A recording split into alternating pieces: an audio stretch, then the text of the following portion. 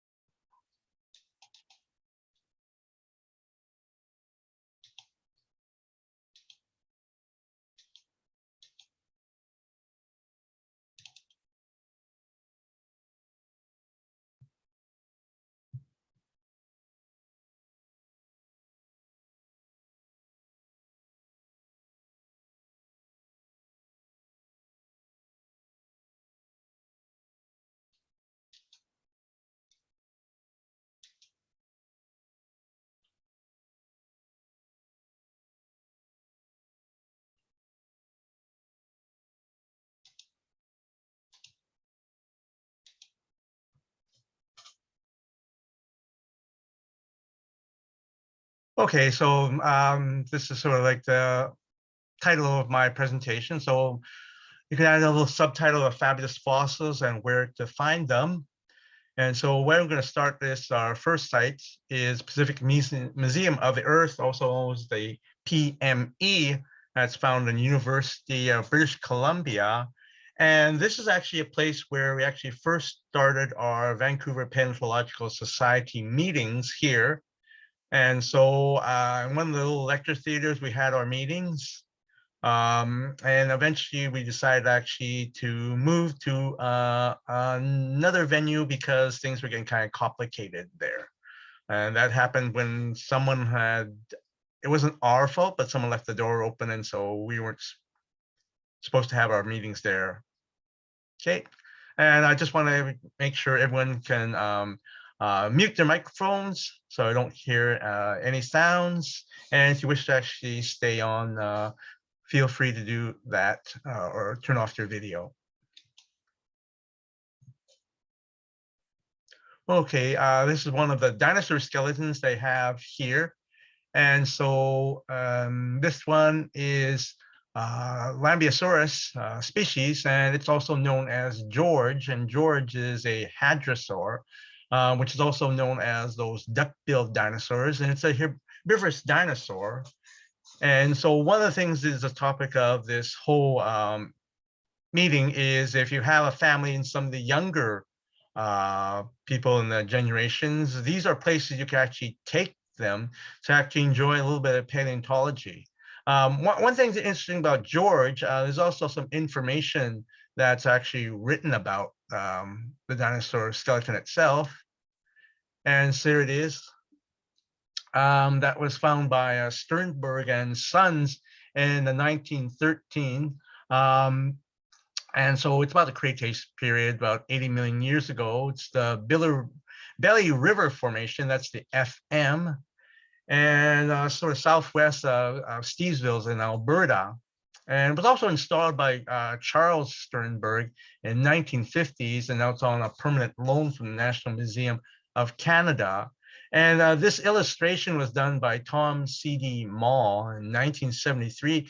And I kind of like this. It's a little bit old fashioned, but it gives you an idea of what people thought about dinosaurs in the days, because a lot of people thought that hadrosaurs, more swamp dwelling type of dinosaurs. We know now that's not so.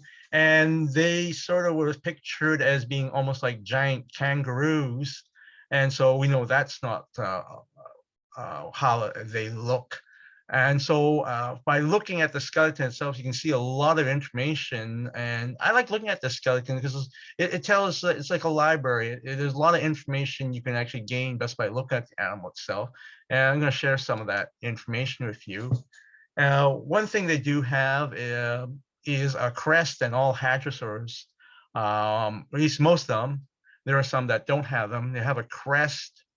And I remember my days back when I was quite young, they actually noticed that these crests were hollow. And people actually thought that they were sort of a air supplies for these animals that would be living in sort of a semi-aquatic lifestyle. We know that that's not so, because they're pretty much terrestrial land herbivores.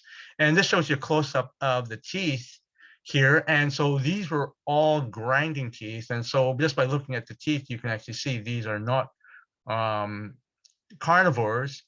They're definitely plant eaters, and so they'd be using these teeth in the upper and lower jaws to actually crush and grind plant material. The other thing that's interesting on the skeletons, if you look way back towards the tail, you'll see these what's like connective struts on the tail, and they sort of act as almost look like sniffing rods for the tail. So if you looked at that previous illustration, you can actually see the tails kind of like looped around. So didn't have their tail loose. It was quite stiff, and they actually used that as almost like a balancing organ, a counterbalance. And so it'll also be way off the ground too. And so most of the hadrosaurs, I mean, they could probably run bipedally, but also they can actually walk on all fours. And that's actually shown by some of the dinosaur footprints they leave behind. The other thing is here, the left foot of good old George, shown here, and also at a different angle. And some of you may have heard the story that I've talked to you before, where I guess someone decided to go behind the barricade that goes around George, and they wanted to take a picture of some young child sitting on the foot of the hadrosaur. And from that moment, poor George had a broken left foot. Fortunately, a friend of mine, Rod Bartlett, he was able to make a fiberglass mold and redo the entire foot. And this is the his final version of it here. And so he did a pretty good job. And so he did ask me if I wanted a dinosaur footprints fiberglass one. And I said, yes, please, I'd love to do that. And so I received a gift of 1,000 prickles because of the fiberglass. But now I've actually developed it so you can actually hold it. And so that was a big plus for me, getting a dinosaur footprints of the left foot of George, which I have now in my collection. One thing they also have there in this museum is also things you can touch. And so one thing is a Pachysaur adult femur bone, and it's from Montana. It's about 73 million years old. And so you can actually touch these things as long as you be gentle. You'll see the dark material, that's the real bone material, and that the fossilized bone material is, and the rest of the light colored is all sort of reconstruction. So this dinosaur bone was originally found in pieces, and so some technician was able to actually put it together to put on for display, and also allowing people to touch it. Okay, we also have some fossilized leaves, and most of them are sort of from the birch leaves. And these fossils there, as I say, some are really well labeled, but this one here also says it's from either Princeton, Maccabee, or Driftwood Canyon. And so they're easy in age. And you can see this is the beautiful details. It almost looks like someone left leaf impressions on the rock and just peeled away the real leaf just to leave these impressions. They're really impressive, the material, especially around the Princeton area. Okay, and this is some of the fossil displays that they have at the museum. And so all of it's all very well labeled. And this shows you a variety of types of fossils that you can find. One thing is a fossil fly. These are Eocene age, and so they're about around 50 million years old. And here's a magnification of this fly. Most likely it's probably a March fly, and there's actually a photograph of it on the right side. So just exquisite details of some of the material you can find in Eocene fossil beds. One thing that you also find here is megalodon shark teeth, and it's Conodont megalodons, and so it lives in the Miocene to Pleistocene. This is quite a large shark tooth here, and there's a little description about the fossil itself and a little bit about biology of the prehistoric shark. Okay, this has always been a problem for my fossil group. During we have fossil displays, and we do have some real megalodon shark teeth and also some replicas. And there's a lot. I'm really surprised to see a lot of people still think the shark is pretty much alive. So we explained to them that they're extinct, but there was actually a program on the Discovery Channel saying that megalodons is still alive, and so that's promoted a lot of false information to people. Now and then we also get people asking about the Loch Ness Monster too. Okay, here's a beautiful ammonite, Placentisaurus from southern Alberta. And so this is a nice, beautiful piece that you can see there. And then the Vancouver Island Paleontological Society, they actually donated some fossils to the museum, and all of them clearly labeled. They're all from Vancouver Island or the Queen Charlotte Islands. And this is actually a beautiful section where you can spend, let's say, some time looking at the fossils. And this is like some of the ones I'll show up a little bit closer, like Longosaurus is a fossil crab, and they're just beautifully preserved. This is on Campbell River on the Vancouver Island, and they're also clearly labeled here. And there was also fossil clams, Inoceramus, also called a bivalve, a fossil bivalve from Hornby Island. Nice little clam there. They actually get quite large. I had one that weighed about 13 kilograms. I just recently donated it to the Geological Survey of Canada. And so they're quite happy to actually receive that fossil. Cool. Conodont is another type of ammonite to find on Vancouver Island. And there's also the heteromorph ammonites.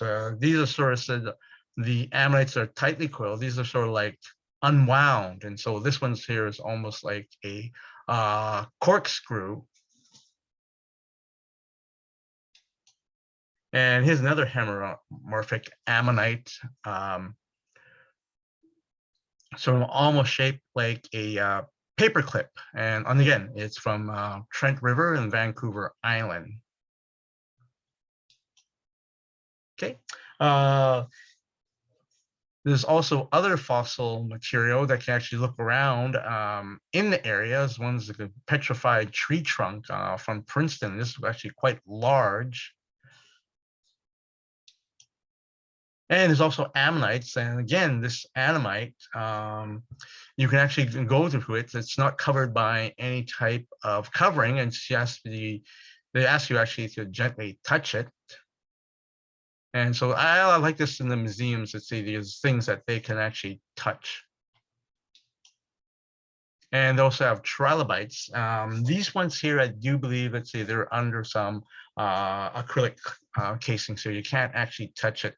And it makes sense because there's some that are very, very fine, detailed spines on them, so you just don't want to break them.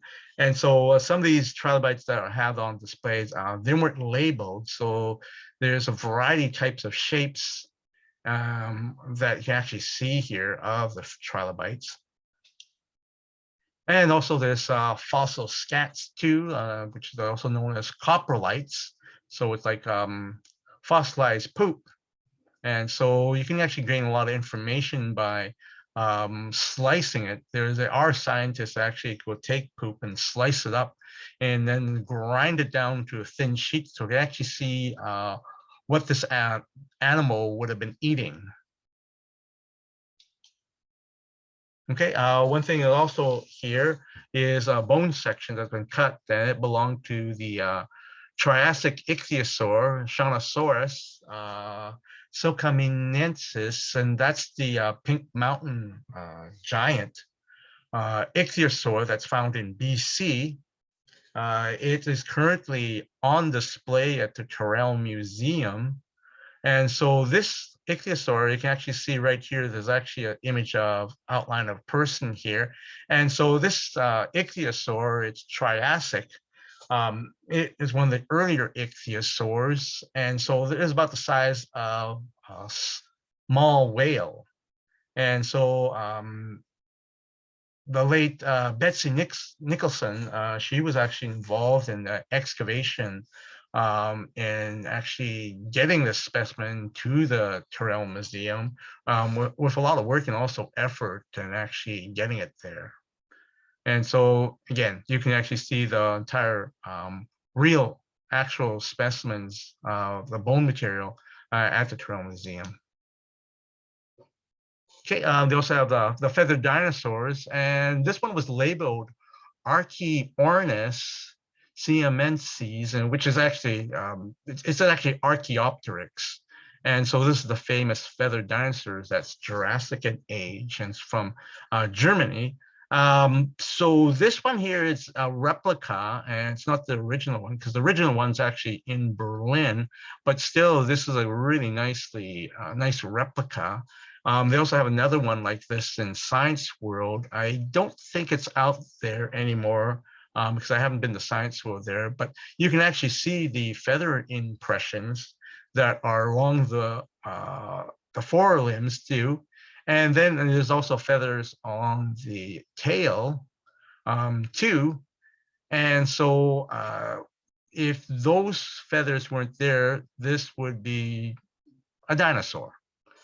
But because it actually has feathered, so it's listed as one of the early feathered dinosaurs. And it's really interesting stories because I remember seeing programs where people were actually shown how they actually could fake and make this sort of like hoax. And a lot of people, the paleontologists in early days, they really truly believe this was actually a hoax. But now we got, let's see, tremendous numbers of evidence and a number of species of fossil feathered dinosaurs. And so this is part of the history now. One thing is also at the museum, there's this fantastic apparatus. It's called the Omniglobe, and it's in the Globe and Gem gallery. And you just go through the double doors because they keep this room completely dark. And you can actually see some of the fluorescent minerals they have there. But the Omniglobe is really interesting. Hanson Wong actually introduced the VanPS to this sort of projector many years ago, and so that's actually fantastic because you can see planets, real-time weather, ocean currents, tsunamis, forest fires, ancient ice coverage, and also plate tectonics. And just a sort of example of some of the things that we saw there. Here it shows you Cretaceous Earth about 100 million years ago. And you can actually start at the beginning of the Earth, way back in the Precambrian, and you actually see all the continents move and back over to present day. So it was really impressive seeing that. Then you can also look at other heavenly bodies like the moon. There's also Mars. And at the time, we didn't have Pluto, but they probably also have a Pluto projection here now. Okay, right outside of the museum, you also see this tree, and it's quite distinctive because it's the Wollemi pine. And so these are sort of like living fossils. And so they're representative of an ancient group of trees that used to grow in the Mesozoics. And so in the wild, in a place called Blue Mountain in Australia, which is now, let's see, an area what they call Wollemi Sanctuary or Wollemi National Park, there's something like maybe 100 of these trees that are living in the wild. So its closest level relative to this tree is the monkey puzzle tree too. So at the time, these trees were quite rare, and so now and then you come across this one, and this one's actually doing quite well there at UBC, despite, let's see, the cool weather we always get in the winter time. The other one here is the you can also find live ginkgo trees, ginkgo biloba, and so they're there, and they're also doing quite well. Right now it's early spring, so leaves won't sprout out, but it's a good chance that anyone actually to go there and actually see real ginkgo trees that are there too. And there's also some other sort of plants that are representative of those ones that existed in ancient times. Okay, the other one is the Wheaton Metals, Earth and Science Atrium buildings. It's right across from the PME. And when you go into this building, what they have is a elasmosaur, and here it is. It's called, they've given it its name, Dorothy. And it is the one that actually is a replica of the one that was actually found in 1868 in the Pierre Shales of Western Kansas. And this one was first described by Edward Drinker Cope. And so he was involved with the bone wars. This also represented something that we found out, the elasmosaur in Puntledge River, that's found on Vancouver Island. So they have also a full skeleton for their museum. Cool. So here in the Lower Mainland, we have one that actually also mentions in the display about the one in Courtney. Okay, and there's another view of the elasmosaur. So you can actually see it's quite long-necked. Okay, and there's also information about the elasmosaur there. And right beside the elasmosaur, you get actually have a sort of a mug shots of the ancient Earth, and from the Hadean Earth about 4.5 billion years ago to the snowball Earth about 650 million years ago. That's what MYA stands for. And also the green Earth that just starts to be around 340 million years ago. And you can actually see all this unfold in front of you, all these separate globes that showed you how the Earth has changed so much down to the present day. And so this gives you a good idea of, let's see, the changing Earth from the very beginnings, so about 4.5 million years ago.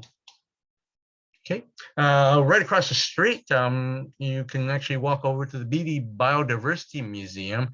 It's a great place because it's the one with the blue whale skeleton underneath its glass enclosure.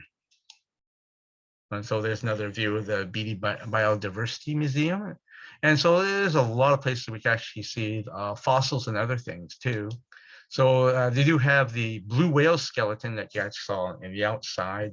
And so it's complete, and there's also a video loop that you can actually see and enjoy. Let's see how this skeleton was put together. There's also a variety of other things as fish, mammals, insects, plants that you can actually see in the museum, because it's completely devoted to the biodiversity of everything on Earth.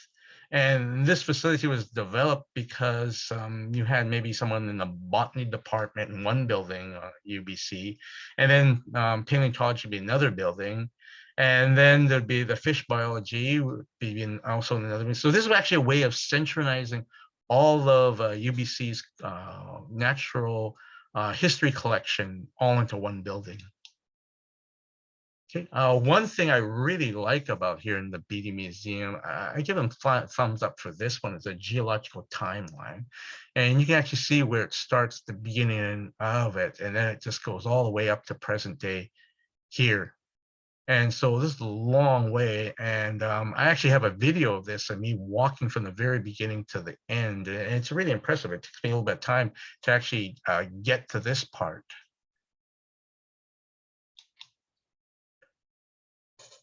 Okay, this is at towards the end there. And so here I have all this information about what's there. And so we have like 540 million years ago, there's the Cambrian explosions.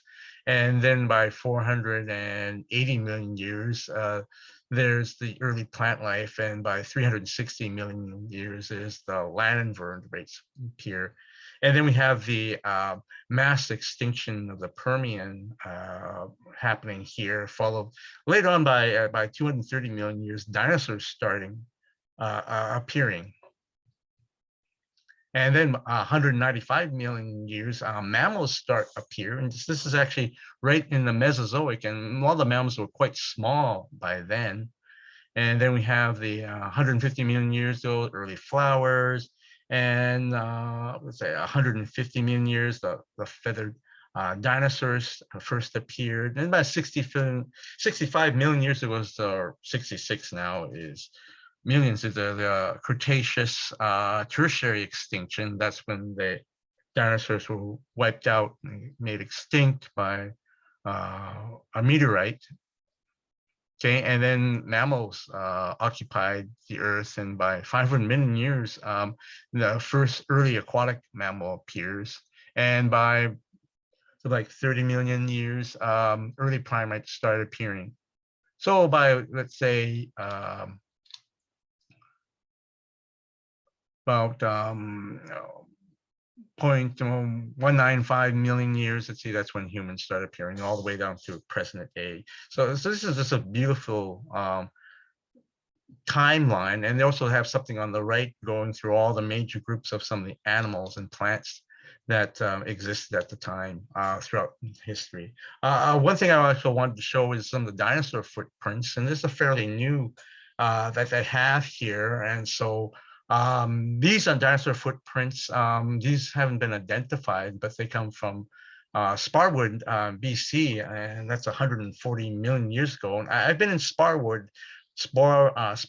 and seen a few dinosaur footprints there that have been set aside by the some of the mining company.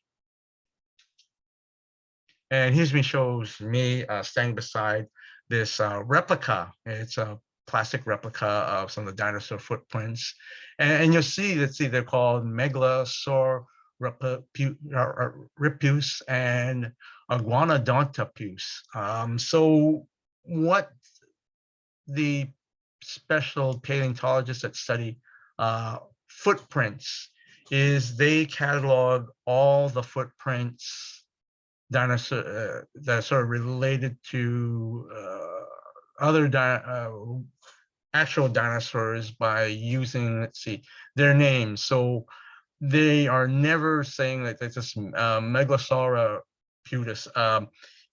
is not, they're not sure if it is from Megalosaurus. It probably is, sort of resembles a Megalosaurus footprints.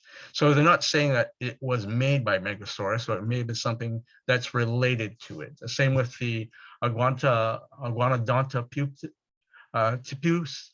That is also made from something that may be resembles iguanodont, but they're not 100% sure. So the catalog for systems for dinosaur footprints, they use a completely different one from the paleontologists that study dinosaur skeletons too. And so it's just the resemblance by looking at the feet. And so they all have a variety of different types of names. Now, the only time they actually will say is if they found these footprints, and at the end was that the Megalosaurus had actually died on spot. Then it gives you definitive evidence to see that was made by a Megalosaur, but that type of situation is rare. Okay, and these ones are from Chetwynd. And these are actually two different types of dinosaurs made them. There is the meat-eating dinosaur, which actually goes straight from one end of the block over to the other one. And then the plant-eating dinosaur comes and crosses over the other one.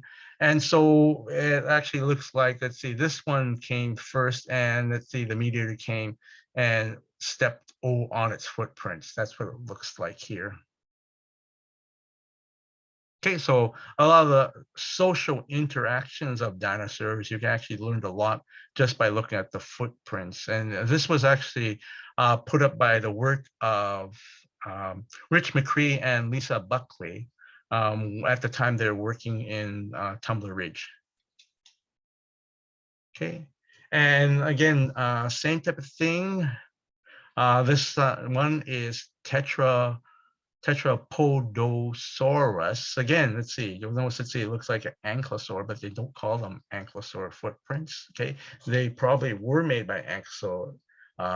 So just by basing it on that, it's a totally different type of classification that they use, these paleontologists that study. But they know it's a quadruped, you on all fours walking. So there's the front foot and there's the back too. You actually see it on here, and there's me just going scale of it. Okay, they also have other fossils like in parrots. These are the appendages. Here's one from Cranbrook and here's one from Mount Stephen. Both places are found here in BC. And Mount Stephen is just outside of Field, BC. But you can actually see the claws that are here. Okay, there's also more megalodon shark teeth also found in here. And so these are a variety of sizes of megalodon teeth. And then it shows you here in the bottom, this is a really nice illustration of how big the megalodon shark is compared to, let's see, a small whale. So it's roughly gives you an idea of how big this animal is. And like I mentioned before in a previous presentation, they found a few vertebrae of megalodon shark. They haven't found a full-scale skeleton. And so there's a lot of people debating on whether it resembled a oversized great white shark, or is it more closely related to the sand tiger shark? So it is sort of like a beefed up version of a sand tiger shark. And so people are still trying to find more information about this shark. Okay, there's also, here shows you a fossil mako shark tooth too. So they have a few shark teeth on display there. Okay, there's also fossil sea scorpions, and these are really nicely preserved. Okay. And also beautiful fossil sea lilies. Also, they're known as stalk crinoids. And so these are just wonderfully preserved. And we do get sea lilies here in BC. And so I've only seen just the stalks of these. And there are some places where you can actually find the whole head regions of these ones, some places in BC. Okay, one's also a fossil palm leaf, and this is really interesting because you see a small fish is also preserved on these palm leaves here. Okay, and they're about 15 million years ago, and just looking at the coloration of the shale, it's probably from the Green River Formation. And then these are Green River fish. Now, I didn't have a close look at these guys, but they almost look like the freshwater herring that you also get in the Green River Formation. These are very common, preserved in the Green River rocks. And so they're about 15 million years old. And one impressive item from the Green River Formation is freshwater stingrays, and beautifully preserved because you can see the outline of the fish. And also, let's see, sort of like the cartilaginous skeleton of the stingray too. And this is impressive, actually seeing something preserved like this. Okay, one other place you can also visit is Science World, or TELUS World of Science. They have small fossil displays there that's just permanent, but this is also a great place for them to actually have their visiting fossil exhibits. And they've done a number of good ones, let's see, in the past. And so one of the big things that there is the Tyrannosaurus Rex skeleton they have there. It's in the Sarah Stern Gallery. And this one here there is a replica of Stan. And so what's impressive about Stan, there's actually a little information panel that you actually find right beside him, just off the side here on the left. And so it actually says, let's see, he has injuries on his side along the ribs here. There's also one in the bones in the neck. And there's also a healed injury here on the lower jawbone. And there's also the top part of his skull has actually been ripped open. So these are all the injuries that Stan has actually received throughout his age. And it's believed that the final one that probably killed Stan was probably the rip on top of the skull. And so we can actually see all of these from the ground except for the rib on the top. You actually have to look underneath the skull in order to actually see that little rip on top of his skull. It's not easy to see. They also have a megalodon shark painting here. And so the first real shark jaw here, that's a great white shark jaw. So that gives you an idea of how big this shark is. And I've actually have myself taking a picture of myself on a selfie, me standing in the shark jaw too. And then we had there's a little bit of things about geology there too. They actually also have a chunk of real meteorite here. And they also have this little puzzle here. It's the Pangea puzzle. And so you have all these loose continents and you're supposed to form Pangea. And so this is my answer to putting Pangea pieces all together here. I did have a problem with where I should put India and also Australia, but all the pieces sort of came together. And so I also knew that Greenland fitted nicely up there too. And so that's something I learned from my university geology, which came in handy. They also show you formation of Richmond Delta and also the airport. And so this is how the Lower Main looked about 10,000 years ago. And so all these areas here were inundated by marine water. And so eventually, as all the sediments from the fresh water came down, they started piling up. And so all these areas that I mentioned to you, Richmond and also Delta were part of a big delta of the Fraser River. That's how it looks in the present day. So all the sediment was transported, forming these pieces of land.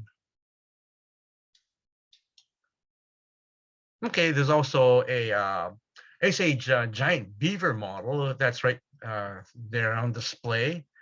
And so you can actually see our Canadian beaver right here off to the side. And so they just ask people to actually pet it gently if you want to touch that.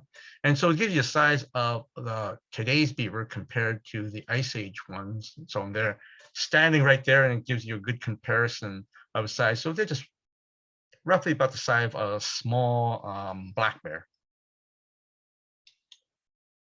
Okay, there's also woolly mammoth tusks, real ones there. And so there's not too much information actually written about this other than was found in BC. And they only know it's 20 to about 10,000 years old. And so that's all the information that's actually written on these. There's also pieces of petrified wood you can also find in the Sarah Stern Gallery. And also there's dinosaur footprints. That's a replica. And so you can actually turn this over. This is something actually, again, both the petrified wood and also the dinosaur footprint replica is something that visitors can touch and actually look at. And you turn it over, it actually tells you all this information about what type of species found and where it was found too. Yeah, and also if you notice, if you go downstairs, there's the on one of the window panels, it shows you a bunch of few Madagascan dinosaurs, and it's a really nice image. And this was actually when they had the Ultimate Dinosaur exhibit, and they were talking about some of the ones from Madagascar. And so they actually left this up after the exhibit. And so it's actually a really good bonus that actually adds that sort of great color. So I took this picture by going inside and actually taking pictures of some of the dinosaurs, and it came out quite nicely. I tried on the outside, but there's too much reflection. So one thing is also I missed out on here is there's also a nice pterosaur skeleton there, and also saber-toothed cats skeleton they also have in the Sarah Stern Gallery too. Okay, I also want to mention, let's see here, the Geological Survey of Canada in downtown Vancouver, the Pacific Division at Robson Street. And so that shows you the address to actually visit it. And it doesn't say it's actually a museum there. You actually have to go to the library, which I cannot remember what floor it was on. But there's a variety of fossils and models and items I can actually see there, and also things that are related to geology. This is an Ammonite model called, the species called Duvensiceros, and it was done by Rod Bartlett. And so he can actually constructed this entire model first out of plasticine. And the only thing I actually saw was him developing the shell here. And this shell is only about the size. You can actually hold the actual specimen in your hand, but he decided to actually do this giant model, which is really impressive. And he talked to a variety of paleontologists and trying to get some accuracy about what these animals really looked like. And so from what he did, a fantastic job, and it's fairly accurate. It used to be a bookshop on the bottom of Robson Street, but that later moved out, and so all the fossils are now stored somewhere in the upper levels of this building too. And here's a little plaque here that actually contributes to Rod Bartlett and him constructing this ammonite. You also notice that, see, the ammonite doesn't have any, it has 8 arms, but there's no tentacles. And, I talked to Rod about this, and he said he hasn't found any evidence, and the other paleontologists who study ammonites haven't found evidence of tentacles. Okay, here's some fossil clams, also known as the paper clams. And so these are Triassic in age, and these ones are from Haida Gwaii. But you can actually see they look like little scallops, and just beautifully here impressions on here. And so they're a common type of fossils that you find in the Triassic rocks. Okay, we also have ammonites. This one's from southern Alberta, Placenticeros, common one from Alberta. And the Pachydiskis, this one's from Hornby Island, late Cretaceous. And they also have the Ammonite model, a small version. So this one's about roughly a plastic model, about the size of my hand. And so I picked up mine from someplace in the US, I think it was Colorado, and it had the 2 tentacles. So just to make it more realistic, I decided to cut the tentacles off. And so I just wanted to actually make it more realistic, like what Rod had done with his giant ammonite. And a funny story about this, Rod had done the model in the basement. So he had to actually, with the help of a friend of his, had to cart this up onto the street to get it into the building where it used to be the bookstore. So he had to lug this thing. He got a lot of strange stares from people as he was carting around this giant ammonite. Okay, the other thing is, the Oreodont skull is one of the very few mammals actually in the library. And so this is a skull replicate. And so there's its scientific name here is Conodont they're endemic. They're only found in North America, and they are from the late Eocene to early Miocene. And so there's probably about at least 2 or 3 skulls of these oreodonts that are actually on there. And so you can actually feel free to take pictures and have a close look at them. One thing I do when I look at exhibits, I always bring a notepad and drop down some notes of some of the interesting things, and also label some of my pictures so I actually know what they are.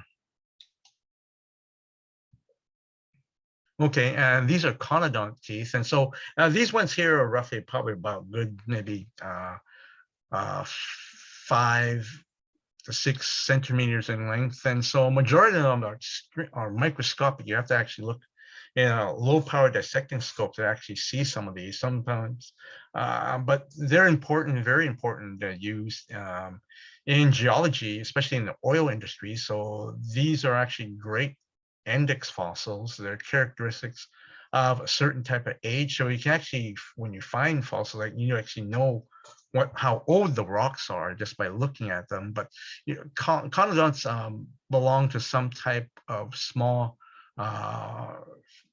which sort of almost like a fish type of life form that existed million years ago. So they're now extinct, and so they've left all these like small miniature teeth in the sediments. Okay, here's to show you some low power dissecting scope. And so they actually have some material in here. So these are foraminiferae, and they're small calcareous types of microscopic amoeboid types organisms that exist in the marine water too. And so last time I visited them, they didn't have these foraminiferae on space. Instead, they had these glass slides that they actually use for counting all these microfossils. Okay, they also have a hands-on activity, and we have Brendan Martins here, and what he's doing is creating sort of like basins which are filled with water, and also high elevations which become mountain and land. So he's creating his own topography here and watching what happens if we add water to it. So this is not real water, it's all been projected on here, and it's a really interesting way of actually interacting and creating landforms and seeing what happens. And so we had a little fun here about what happens if we put a meteor crater here in the center of a piece of land, seeing what happens. And so the computers actually will cause, let's see, just looking at the elevations, fill them with water. So it's a really interesting interactive activity, especially for youngsters. Okay, last place I can mention is Capilano Suspension Bridge, which has no fossils, but it does have a small display of things that you can actually see that are related to geology. And some of the places I've mentioned is like the Pacific Museum of the Earth. There's actually, they ask you for a donation to when you enter the museum. There's nothing for the Elasmosaur. You don't have to pay to be in that one. And so being a museum, there's a fee charge on that, and the same with Science World. And also the Capilano Suspension Bridge, there's also a fee to actually go on the suspension bridge. But once you get to the other side, there's some interesting stuff you can see. The Geology Displays is you have to watch out for extreme nature ahead. And this extreme nature is another geological timeline. And this one's kind of complicated. I spent my time staring at this and trying to figure out what are they talking about. And it suddenly occurred on me, which I looked at in detail, which I've shown here. So they actually have it from the Big Bang down to present day. So this is where the Big Bang happens. And then from this little piece here, that's this red piece here. And so there's a beginning, that's when plant life and also dinosaurs started appearing. And so you're looking at between about